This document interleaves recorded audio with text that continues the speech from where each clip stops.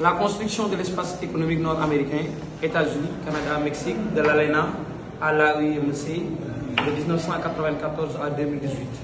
Donc on peut dire que l'ALENA est créée en 1992, définit une zone de libre-échange entre les États-Unis, le Canada et le Mexique.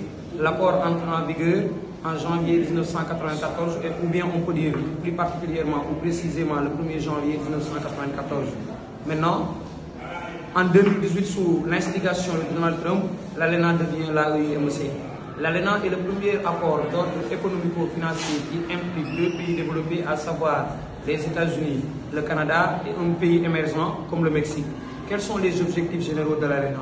L'élimination des barrières douanières pour faciliter la libre circulation des biens et des services, la mise en place de la circulation, comme on le dit, la mise en place des conditions d'une concurrence équitable dans l'ALENA, mais la multiplication des occasions d'investissement au sein des trois pays, mais le développement aussi de la coopération trilatérale et la protection de l'environnement et des conditions de travail.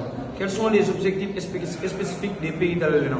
Donc les États-Unis cherchent à doper leur compétitivité et de leur entreprise avec les faibles coûts de main-d'œuvre, c'est-à-dire la main-d'œuvre est abondante au Mexique. À cela s'ajoute le fait de vouloir stopper l'immigration clandestine maintenant au Mexique à travers des investissements accrus dans les maquiladoras. Maquiladoras signifie les petites moyennes entreprises américaines implantées au Mexique. Le Canada espère élargir les débouchés de ces entreprises vers les vastes marchés américains et mexicains.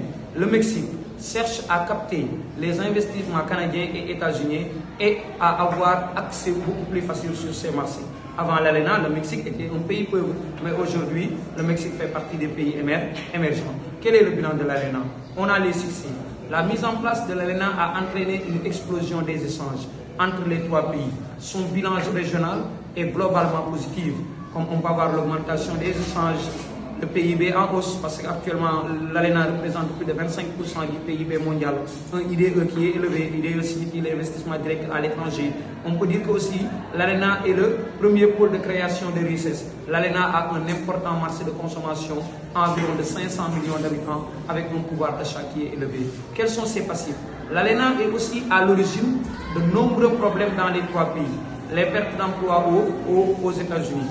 Grâce à la délocalisation, mais aussi, on peut donner, grâce à la délocalisation, mais à la concurrence. On a la faillite des PME, le creusement du déficit commercial des États-Unis avec le Mexique et le Canada, mais aussi la fragilisation des économies mexicaines et canadiennes trop dépendantes des États-Unis. On peut donner les problèmes environnementaux. Mais n'oublions pas qu'après avoir donné le bilan de l'ALENA, on peut parler des perspectives.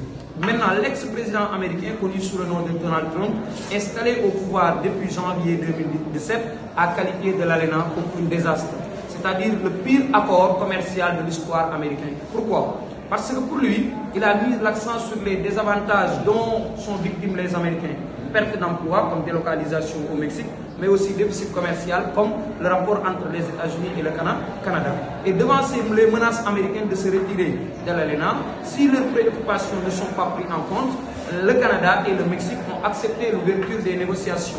Ainsi, sous l'impulsion des États-Unis, du Canada et du Mexique, est créé maintenant l'ASEM ou AOIMC, accord États-Unis-Canada-Mexique, le 30 septembre 2018, et l'accord entre en vigueur maintenant en avril 2020 et va mettre en considération quelques nouvelles mesures, dont sur le plan agricole, donc sur la production laitière, sur la production des voitures, sur le commerce aussi numérique, etc. Voilà ce qu'on peut parler sur l'ALENA.